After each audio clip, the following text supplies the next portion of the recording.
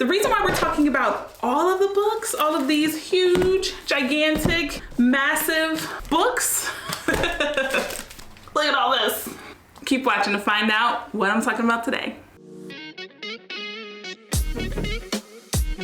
Welcome to the Cormoran Strike fan club. My name is Denanyoh. I am the president of the fan club and we are happy to have you. I just finished Troubled Blood, which is really important because this is written by Robert Galbraith. The genre of the book is fiction. The theme of the book is mystery, okay? So Cormoran Strike is a private investigator in London. The reason why we're talking about all of these books, because I want to tell you my favorites. I'm going to tell you the ones I didn't care for. I'm going to tell you all about Robert Galbraith.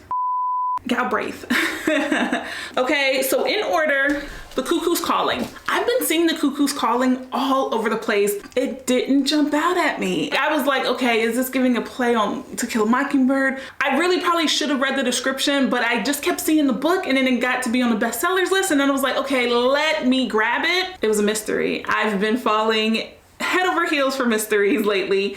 And so I'm really glad I picked it up because I was obsessed. And then I started telling all my friends, oh my God, Cormoran Strike. And then I got on Twitter and people were like, duh, there's a TV show. There's a TV show? This is so on trend for me because I'm always late to any kind of trends and big things, right? So this is so on brand for me. So you start reading The Cuckoo's Calling, you fall for Strike, you fall for his whole story with Lita, and then you're interested in what's going on with Lula Landry, and you're just like, okay. Cuckoo's Calling I would read again because it would be fun to be introduced to Strike again, to read it now that I've read through the series. Silkworm I'll never need to read again. Quite disturbing. The book is so dark. It's so twisted, and Robert Galbraith is such a great writer. I felt like I was in the room when someone was gutted. Terrified of opening my freezer and seeing someone's intestines. This book scared me. If this was the first book, I definitely do not believe I could have picked up more. Dark, but also about writers, and I love a good book about writers, okay? But Silkworm I'll never need to read again. Quite disturbing. Career of Evil. This one I would have thought would have been frustrating because the subject matter is tough and it's about kids being harmed. However, Career of Evil was so good because there were so many characters. When I think of Career of Evil, I think one word, Shanker. I could picture Shanker in my mind. I could picture him calling Cormoran Bunsen, and Shanker becomes a really big part when Robin gets involved with him towards the end of the book. It wasn't until I got to Lethal White when I started to notice the underlying story of there being a romance. Cormoran's dating all these people, Robin's dating all these people, Lucy is married, you hear about the kids, you hear about and then I'm like, I don't know if I thought Charlotte was gonna make a bigger thing. I don't know. But it wasn't until Lethal White when I was like, what's gonna happen with Robin? Very interesting to learn so much about horses. Had no idea. Jealous husband.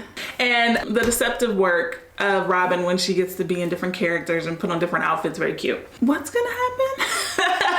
Like it's a slow build up. And then finally I was like, oh, that would be cute. Yes, I would reread Lethal White. So then, Troubled Blood.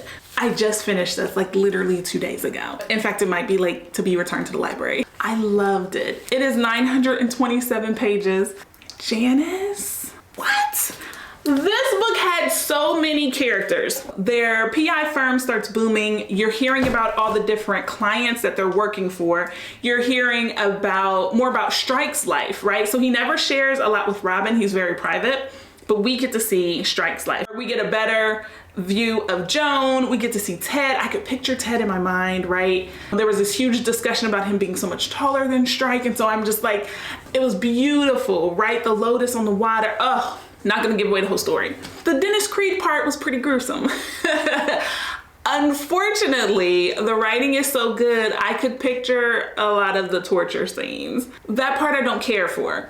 But when it comes to a mystery, when it comes to whodunit, and the whole time, I just knew it was Irene. I knew it was her who pretended that she was pregnant. I knew it was her that called and used Margot's name.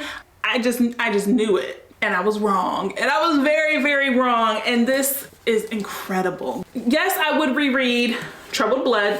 As the president of the Cormoran Strike fan club, I just want to say, Robert Galbraith is an exceptional writer. And it wasn't until I was in the 3rd book where I was like, oh my gosh, someone should make a show of this. And I Googled it. Do you know what I found out when I Googled?